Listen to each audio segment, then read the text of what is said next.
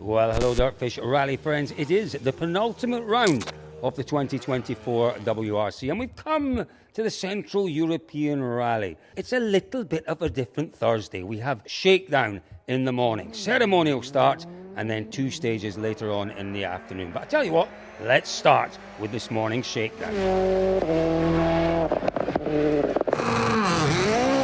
Well, it was a short downhill blast under the trees, 1.9 kilometres fastest through.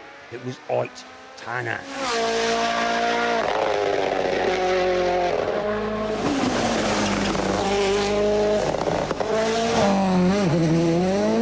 Second quickest, that man, Sébastien Ogier. Listen, he's been quick, hasn't he, this year? It's not gone his way, though, the last few events. Is he about to put it right here? Well, there's every chance. Decent road position, but he went away from this event last year really quite an unhappy man.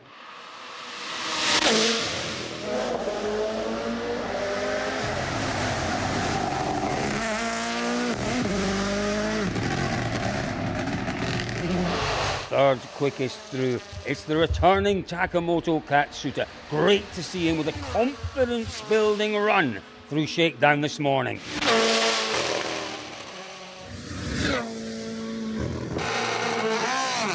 Well, our fourth quickest driver in this morning's short shakedown, Thierry Neuville. What a weekend he has ahead of him. Is he ready to be crowned World Rally Champion? Well, we'll have to wait and see. Maybe this man is also waiting to be crowned one-day World Rally Champion. Sami Pairi looking really confident in his first outing on tarmac in the Rally 1 Yaris.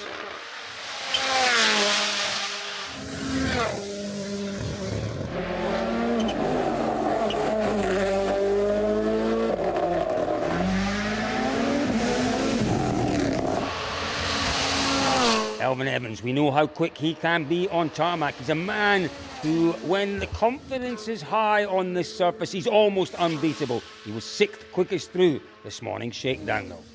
Well, that was a short, sharp blast through shakedown. They were straight, though, from the ceremonial start out to the opening 2 stages. Well, we have made it through those opening 2 stages of the afternoon, and we've ended up here. The end of the day park for me. Isn't it just absolutely beautiful? About an hour and a half southwest of Prague. Those 2 stages though, look, my goodness me, let's talk about the main drama of the evening first. Johan Rossell. Tell us about the good news for Rossell before we go into what is quite clearly the bad news for Rossell. Yeah, so I'm sure many of you watching will be aware that there's been this situation with his notional time from Rally Chile, where he'd been given 40 seconds by the event organisers. That's a decision that had been protested. The FIA had actually asked for essentially a review of that decision, but tonight we found out that will stay put. He keeps his win, he keeps his time, so he is still in the championship hunt. But to stay in the championship hunt and have a chance of winning, he had to win the rally here, and it's all gone a bit wrong for him. It's gone badly wrong for him, it really has. Well, I'll tell you what, just have a look at this. Johan, what's happened in there? I brake too late. I see the corner too late. It's my fault, but I think it's okay. Did you go far off the road? No. Well, it's all looking very, very difficult, isn't it, for Johan Rossell now, unfortunately. He does have to win this one. It is rallying, anything can happen. It's going to be tough for him, though. But let's have a look at our Rally 1 cars coming through the opening 2 stages. Look, the man who leads the way, is it a surprise that Sébastien Ogier leads? I don't think so. It can never be a surprise when Ogier leads. No. It's just what we expect, but very, very close, has to be said. But with only 2 stages today, one of them is super special as well. The second one not particularly long. I don't have the kilometres to hand, unfortunately, but yeah, I think a few, but not many. But it's just under a second. It's 0.9 of a second between Ogier and Thierry Neuville. But subject to Sunday points and power stage points and all these different ramifications, second place is more than good enough for Thierry to win the championship here this weekend. Yeah, absolutely. Thierry Neuville will be happy with his start to the rally, that is for sure.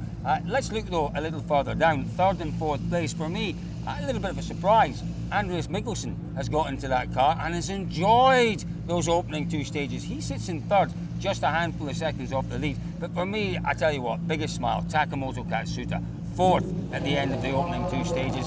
Great to see him really enjoying himself again. Yeah, and that's the key. But I think the other part is obviously his 4th place is great, it is early doors, but the result isn't what the most important thing for Katsuta is today, and he has to make sure he keeps this up for the rest of the rally. We all know how fast he can be, but I do agree, it's great to see the confidence. And with Mikkelsen, really interesting, because he basically admitted that he'd copied Thierry Neut's setup for the first 2 tarmac rounds. He's gone for something a bit different. He reckons technically probably not as quick, but easier for him to get on top of, and it's brought back the smile and the confidence. No, the setup he's gone with gives him more confidence. It isn't the optimal setup for pace, but gives him more confidence in the car. Really good to see him making the most of that confidence. Tanak was a little bit lucky, wasn't he? Looked it, yeah. It did look at with massive gouge out of that rim at the end of stage 2. He hit something very, very, very hard. Yeah. No damage to the tyre, so I say absolutely happy to keep going in 5th place overall overnight, so still well and truly in the hunt as well. Yeah, it really was very, very close in our WRC battle for honours here through the opening 2 stages, folks. There are just literally, I think between Elvin Evans, who's 6th or 7th, and our rally leader, it's 3 seconds. It was a short day, that is for sure.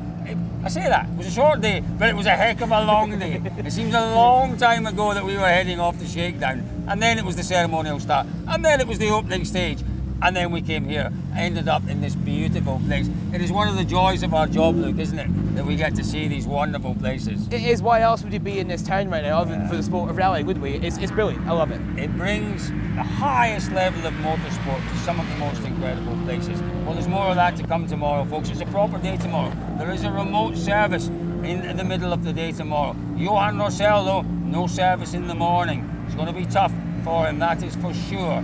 What about then your top 3, folks?